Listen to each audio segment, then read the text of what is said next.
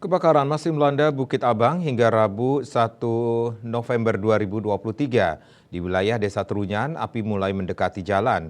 Badan Penanggulangan Bencana Daerah Pemadam Kebakaran BPBD Damkar Kabupaten Bangli menerjunkan 2 armadanya ke lokasi guna memadamkan api.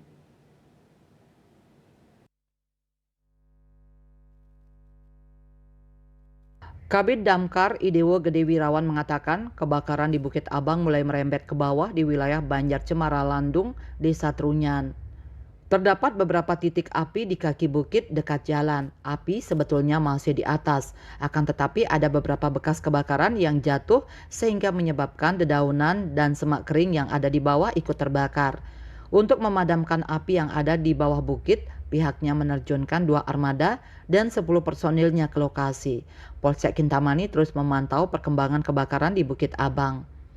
Kapolsek Kintamani Kompol Ruli Agus Susanto mengatakan pihaknya bersama kelompok Sadar Wisata Gunung Abang memantau perkembangan titik api dari Pos 1 pendakian Gunung Abang.